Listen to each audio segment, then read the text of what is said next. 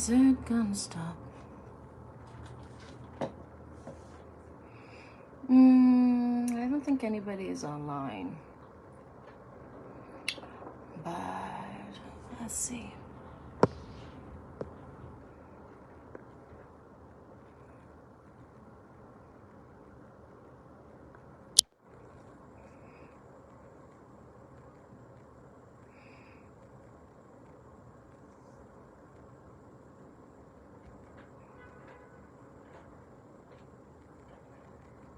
Yeah, waiting on if there's anyone joining us. I think I tagged a couple of people. My heart is hurting.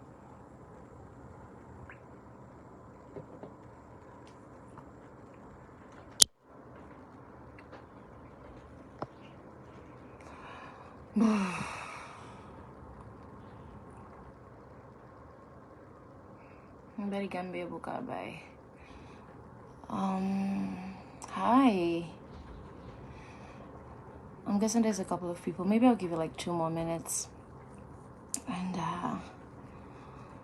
I just have a couple of things to take off my chest.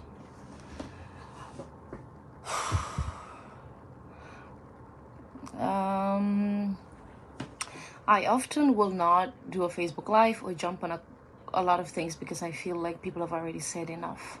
It's always the case. If you feel like someone has said what you wanted to say, or if they've said enough, I don't think it's necessary to comment. But, you know, I think I'll just make this short. We have gone too far, I think, as a country. Gambia is not sad, it's pathetic because we haven't figured out anything.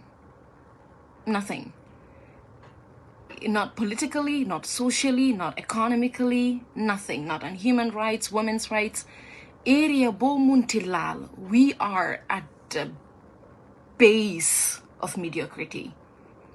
We are at it's non-existent. You know, when they say things like efficiency or the bureaucratic processes of things are hard, or when they say we are trying to get there, we are in conversation, we are drafting things, we are nowhere in terms of process. We are at the basic of the root regarding everything. And I think the presidency is a total reflection of where we are as a people and where our intentions are. And I think what is very shocking about what has happened is not really that shocking to people that have been paying attention, but I think we all thought that they were better than that, especially Barrow, that yes, he will go far, he will touch some basic grounds here and there, but there are certain things we will not get to because that challenges the very core of who we are, right? And to know that the Gambian people, whether it's victims of Jammeh or the general public in general, have gotten to a place where we just expect the bare minimum of Barrow, the bare minimum of him. What we had expected, especially as victims of the past regime, is that he would not do anything for us, and we accept that as a base, but then that he will also just leave us alone. He will leave things where they are at. Don't change, don't add sugar, don't reduce. We were just hoping that he will leave things where they are, not to want to reduce or make it worse than it already is. You have made us get to a place where we are comfortable with the bare minimum from Barrow. He could just cough and we are okay with that. We, over the years, have accepted the fact that he did not have so much to offer. You just don't. You have a first family that have continued to traumatize a traumatized nation. In every aspect, Gambians should not be dealing with this type of trauma and remembering where we are at this point when people are hungry, when people are tired, when organizations are exhausted, civil organizations and groups are tired of being in conversation. Everything about Gambia is we are in conversation. We are in conversation about practical things to do to move the country forward. We are in conversation about what to do with our budget. We are in conversation about assault and women dying during delivery. We are in conversation about what to do with our documents, from the constitutions to every other act that has come after that. We are in constant conversations. There's nothing practical happening in that country that moves. And a lot of people have been quiet, not because they don't have something to say, or they're not hurting, or they're not realizing what's going on with the country. It's two things. One, people are exhausted. Two, people just have this feeling of hopelessness and the fact that we cannot do anything about our current situation. There is nothing more crippling than looking at your country and looking at yourself, and your most honest conclusion is we cannot do anything about this. For the longest time, every single time Barotata for interviews or wherever you show up, Mr. President, when you're asked about the Truth Commission, when you're asked about the Janet Commission, when you're asked about all of these commissions that you are quote unquote interested in, your answer have always been, let's see what due process does. Let's follow the rule of law. Let's see what the commission comes with, and then we will follow the process, and then we will come together with a white paper, and then we are going to run it through the National Assembly at some point. That has always been your answer. And you were making those answers fully aware of what your intentions were. What I do not understand, whether it's from a political perspective, I'll leave that to the politicians to analyze political variations of this. But what I do not understand is what makes you think the very people that have promoted violence, the very people that almost sank the country, the very people who continue to undermine your very existence as a president from the very beginning, the very people that continue to make press conference after press conference about their dissatisfaction of the processes and the institutions you've put in place, including the TRRC, people that have demonized the very establishment of such acts, the very people that have struggled, insisted, violated, the very people that put you in power. How did it occur to you that it was okay to bring those very people into the most powerful institution of that country? What also makes you believe that the very people that have been loyal to someone for so many years and defected when it was inconvenient will not also defect on you? How don't you see that you've given power to people and it could backfire on you if things doesn't work out? Why does it seem like you're punishing us? Why does it feel like Barrow is punishing us?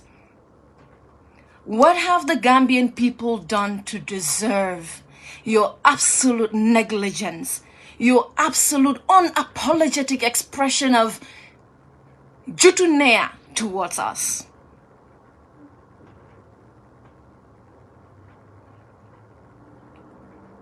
People that the country have not agreed to put in place. People whom the voters have clearly established their dissatisfaction of. People that are shamed within our social fabric are the very people that you put at the helm of our things. What is happening to the TRRC report? What is going to happen to all of those reports? You continue to tell victims over the years to sit and bear and be patient. until the TRRC concludes. And now it has concluded. And now we have wasted so much resources on processes like the TRRC and other commissions. All for what? So it goes to the National Assembly, headed by someone and deputized by someone, a group of people who believe the TRRC is a witch hunt, who believes those very commissions whose reports had to come to that same National Assembly was a joke and a waste of time and unfair. But we are supposed to sit, you know. Sometimes a lot of people make this mistake to believe that you are not smart. I think you're very, very smart. I think you know exactly what you're doing. I think you are brilliant in the way you execute the things that you want.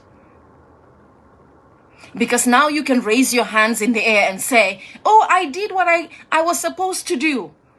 I established it, it went through, we followed due process, we brought out our white paper, and we took it to the National Assembly. Whatever they decide there is their decision. What can I do about it? And put your hands in the air. You know exactly what you're doing.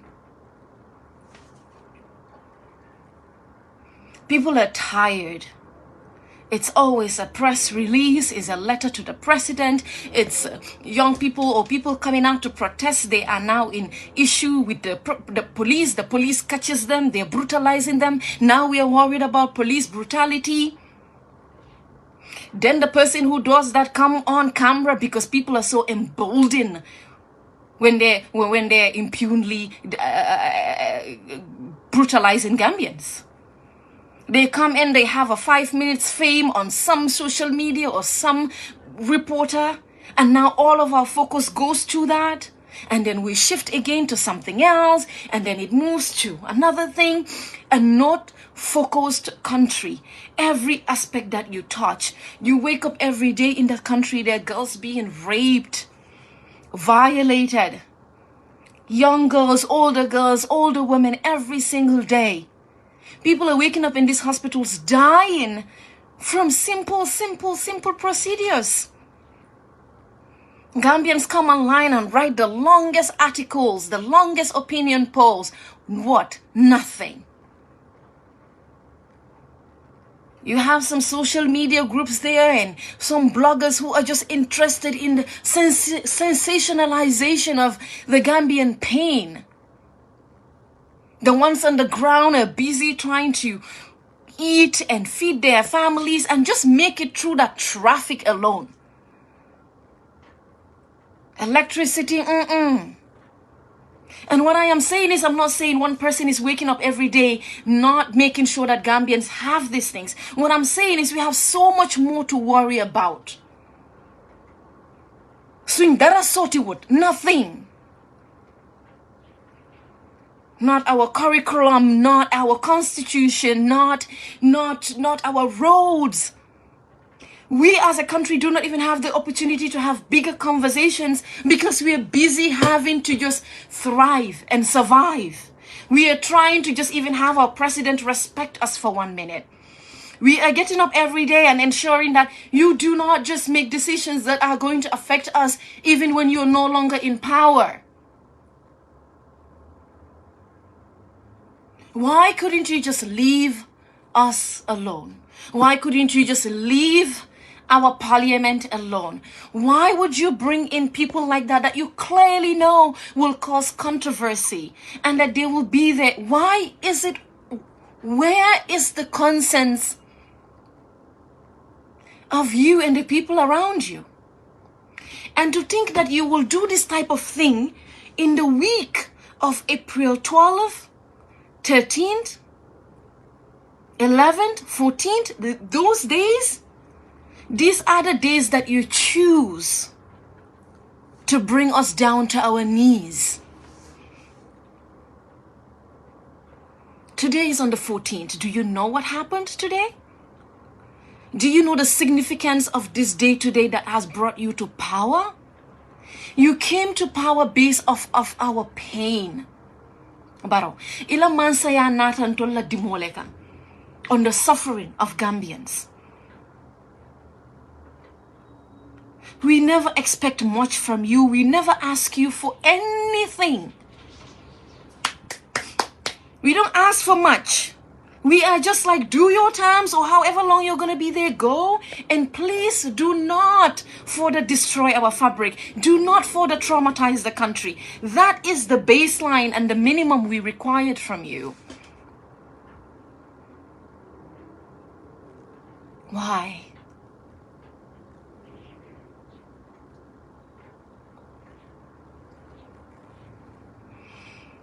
Man, people are tired. And if you are the ordinary Gambian who doesn't know what's happening at that level, is exhausted in just trying to live. The Gambian who is in a civil society organization or runs a foundation is just exhausted from everything we have to deal with outside of the decisions that you're making. International organizations that work with the Gambia are just so done with being in conversation about issues that we really don't care about. Even the politicians are tired of politicking right now. You are just on the run and you're doing it all behind the scenes. You are quiet. You are type of attitude. You don't talk to us. You are bigger than us. You've become better than us. But guess what? Nothing is going to happen again. Nothing. We are all going to make these lives. We are all going to write these opinions. We are going to wake up tomorrow and have to deal with the shenanigans of Bakary, Seedy, Njie, and every other person in that National Assembly. And they will make decisions that will affect us and our generations. They will make decisions that will bring that country down to its knees. And when victims rise up, and people will rise up, then we are further destroying that country. Then you have people that have opinions to give. When we leave to say we're going to go and find justice outside, oh, they are undermining the Gambia's justice process. They are undermining the Gambian. What is it not a joke? The National Assembly.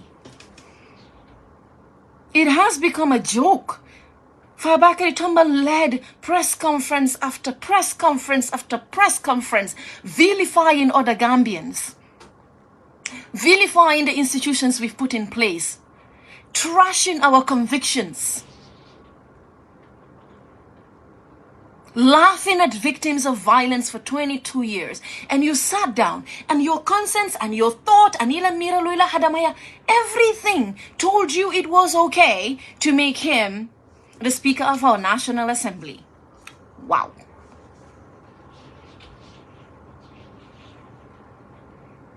We are not done yet.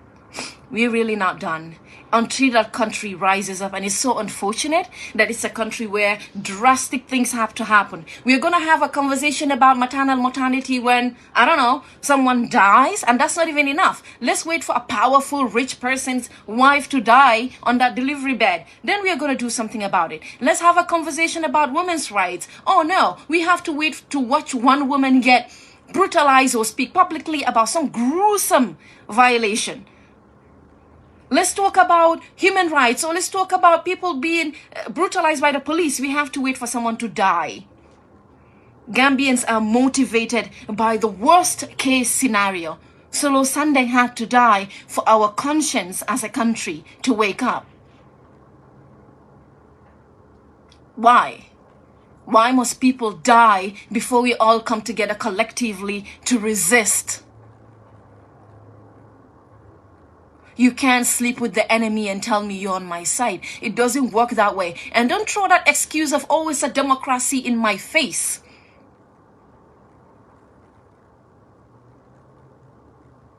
Don't throw that in my face. We cannot pick and choose. You can't keep some and jail others.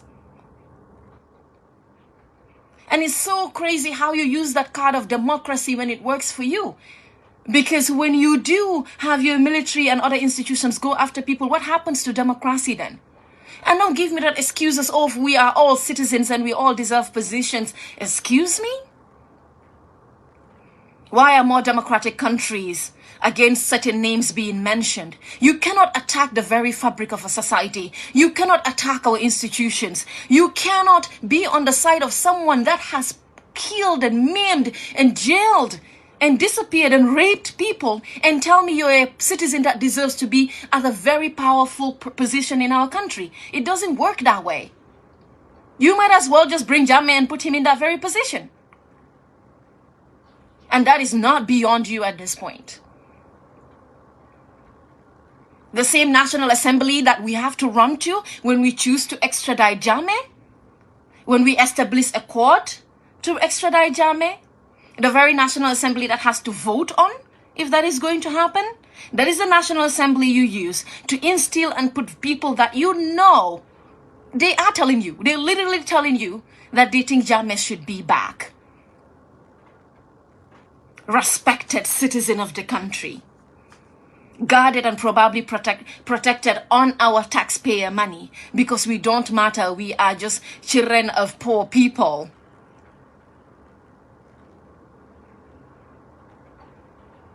You looked at the Gambia, you looked everywhere, you looked at all the citizens,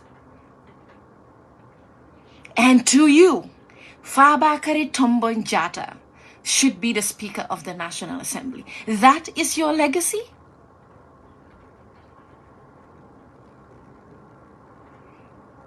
Yeah, if we're going to protest, but that's what I'm telling you. But the Public Order Act came in when? When Jammeh was in place, right? But it is still affecting us. How many years later since the Public Order Act?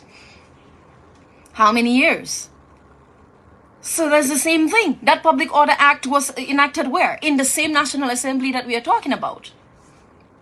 But the thing is, again, it is resistance and coordination that we are all agreeing on regardless of what our political affiliations are.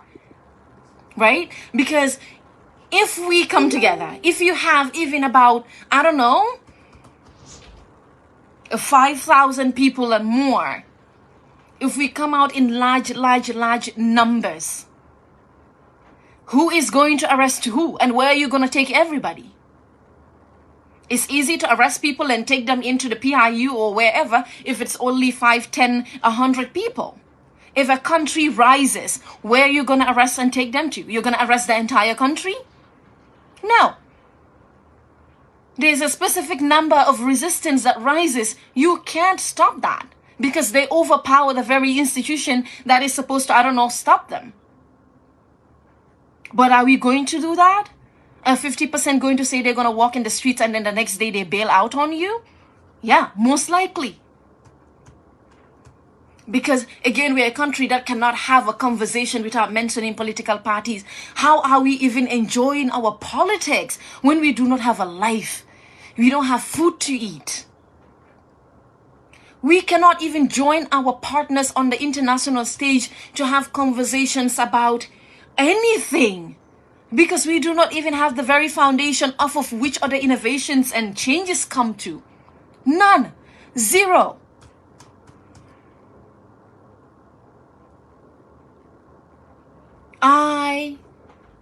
I'm done. And people ask, Gambia is like this traumatic cousin of yours that they will be like, in Fuller they will say, right? Meaning you have this person where you feel like they just cursed. And every time they suck you in and immerse you into that course, whatever they're going through. And no matter how you want to look away, they just keep punching at you and punching at you and punching at you that you have to just look back.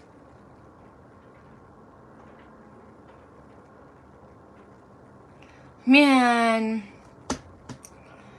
Oof. Uncle Sa, yes, it's not. It's not. You know what? Yeah, but again, when you speak, it has to be attached to something else instead of the very essence of what we are saying. This is such an insult to everything that we have invested in.